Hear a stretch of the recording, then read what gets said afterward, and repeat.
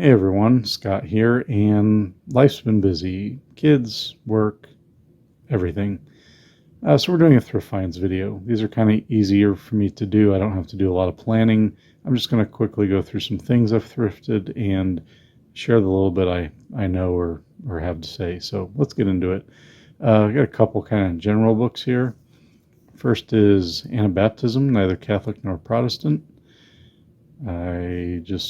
Title caught my eye and the cover art, so I've been reading different Anabaptist books, especially since I moved here because they're plentiful. I don't know, this one caught my attention. I attend an Anabaptist church, although I still consider myself a Methodist, certainly a Protestant. But my wife's an Anabaptist and my kids are being raised as such, so try to learn what I can. And there's a lot I like about the traditions. So, Dark Clouds, Deep Mercy, Discovering the Grace of Lament. This is one I got at a little free library, so it was free. And I've been reading through it slowly, but I'm a little more than halfway now. I found it helpful. There's some areas where I would disagree with the author, or maybe like, well, okay, what about this? But there's other things that I've really liked how he's applied things. I really liked his treatment of Lamentations. So, yeah, it's been a good read, and it's kind of right up my alley. I've read Lamentations several times. Prayer books. Been really having a lot of luck with prayer books lately, thrifting. Just amazed at how many I've been finding. So, first one here, this is A Guide to Prayer from the Upper Room. I've shared, well, did I share it? I think I did at some point somewhere. This volume here, this is A Guide to Prayer for All Who Seek God. I was a little concerned when I brought this one home. They might just be the same thing, but they are different. This is older. This is, I think, was 1983. It's based on the Common Lectionary. This is 2003, based on the New Common Lectionary. Revised Common Lectionary. I might be messing up the name. Yeah, RCL, Revised Common Lectionary.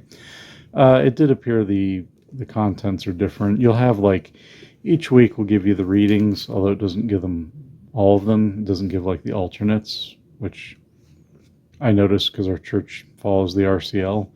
But you'll have then different readings from different authors. I guess I should show the one I actually picked up recently, but it's the same thing.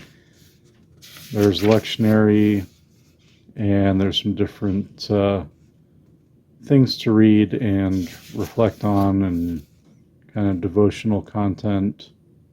Yeah, I haven't used this much recently, but I used it for a while, quite liked it, and so when I saw another one, I grabbed it. There's some others in the series. I know that my friend Mamo has a different one. The Agpeya, I'm not sure, I'm probably pronouncing it wrong. Ancient Prayer Book of Hours of the Coptic Orthodox Church. I looked through this a little bit, and yeah, I was pretty impressed. There's some good content in here. I do hope to do a review of this at some point. I've got some notes. There's a little index card in there with my notes. Some things in here I wouldn't use. It's interesting the spine doesn't tell you what it is, but yeah, I was very happy to find this. I forget exactly where I found this. Oh, I know. I found it at an MCC thrift store. It was, I think, just $1. It was not very much at all. More prayer books. So many prayer books I've seen that I didn't buy because there's just too many. I got a budget to maintain. So, yeah. This one is a little expensive, actually. This was one of my more expensive purchases when thrifting. I think they charged $11 for this, but it's Common Worship Daily Prayer. This is one of the worship books, alternate worship books of the Church of England. They are still officially the 1662 Book of Common Prayer is their official book, but they have various alternate books they use. And you can see this was actually pretty clearly made for the UK market. This isn't intended for the United States, which makes sense because, right, we don't have a Church of England here, so our Anglican churches here have their own prayer books. So it's actually interesting. I found this. Maybe somebody just has an interest in that kind of thing, but yeah, an interesting find to pick up in a MCC thrift store in Pennsylvania, United States. Yeah, it just interested me, so I've kind of wanted to get my hands on one, and there it was. And that's much cheaper than I would have paid for it brand new. 5 ribbons, 6 ribbons, plenty of ribbons. Last prayer book that I have picked up. This is really neat. Look at that. That is nice. We have this embossed image of David, King David, and you can see I paid $7 for this. That's the second most expensive item I featured. This is Holy Psalter. Really nice hardcover. And yeah, look at that. Beautiful artwork in here. This is by St. Ignatius Orthodox Press. And I'll just show this information here. I didn't see a lot about this online, but yeah, it's an Orthodox prayer book, so it's based on the Septuagint. It has the Psalms, and then also includes some additional prayers to go along with those. So here's, I guess, an example of that. They talk about, it includes the Troparias, probably mispronouncing that. And then there's the next psalm. So, yeah, I'm a sucker for psalters, so had to get that. They had some other books from the same publisher, for other liturgical use, but that was the only one I grabbed. I was really happy with this find. This is a CSB Harmony of the Gospels. So I already have this is kind of, seems like the classic Gospel Parallels by Throckmorton. This was in the RSV for many years, and then the NRSV, and it's been quite a while since it was last updated. I believe he's passed. This is the same idea, but it's the CSB, different publisher, different scholars. So, we get some different perspectives, which can be good. And it's listed back here. It says $30. I've seen it online for $20, and I got this copy for just $2. Almost missed it too, because they had it sorted away in a weird place at the store, but I'm glad I spotted it. It was interesting too. I noticed that this has a lot of essays, which I haven't seen with this. So if we look at, there's our contributors. I know Daryl Bach. Well, I know of him. I don't know him. We're not friends, but he's well known. But yeah, look at all we have introductory articles and then several covering issues in gospel harmonization. So this seems like a really excellent resource. Glad I found it. All right, and then we've got some Bibles. I've picked up some Gideon Bibles recently. The orange is King James Version. The blue, kind of a pastel blue almost, is ESV. Of course, it's the modified ESV that the Gideons use to kind of better match the Textus Receptus. Our Grant Jones has a video about that. It's a kind of unique version of the ESV, but I had some Gideon Bibles, and then I got rid of them when I moved, and then now I'm picking up more again, as I'm apt to do. Living Prophecies, the Minor Prophets Paraphrase with Daniel and the Revelation Special Edition, which, from what I gathered, Special Edition means it's a paperback, because it's also available in a cloth bound, which costs more. So this is the Living Bible before the complete Bible was released. They had these paperbacks of the different parts, and this one has the Minor Prophets, Daniel, and Revelation. I have wanted to find some of these paperbacks. Some are hardcover too. The only one I found previous to this was the Gospels, and it was a hardcover, but it was in really bad shape, and it had some mold, and yeah, that was a bummer. So yeah, I was glad to find this. I just have a thing for collecting the Living Bible, even though I don't read it. It's just neat kind of history. I don't know. We had the intro from Billy Graham. You see his 1965. I hope to do a video on this at some point, because I do. I love this. There's just something about the whole culture surrounding it and everything. 50 cents. Couldn't resist it for 50 cents. MCC thrift store, as most of these items are, and I'm always happy to contribute to them. New Testament and Psalms, Scofield Reference Edition. It's interesting. I didn't know the Scofield was available in just the New Testament and Psalms. I had only seen it as a complete Bible. I don't have a Scofield Bible. I have a new Scofield. But yeah, this is Oxford, and it's not leather. It's not bonded. It's incredibly stiff. It actually feels really cheap for an Oxford publication.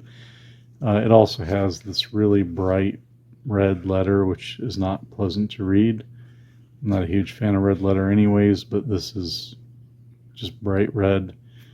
There's also some serious print non-uniformity in places. Then they have this index in the back, and it's really not well printed. Those are like a really bad photocopy. So yeah, not Oxford's best work. I was kind of surprised at just how poor that is, but that was $2, and it looks kind of almost brand new. A couple dog-eared pages, but yeah, pretty excellent shape.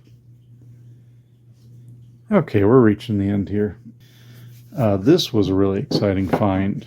I picked up 4 volumes of Alabaster. So if you don't know about these, Alabaster does these very kind of artsy hipster paperback editions of the books of the Bible.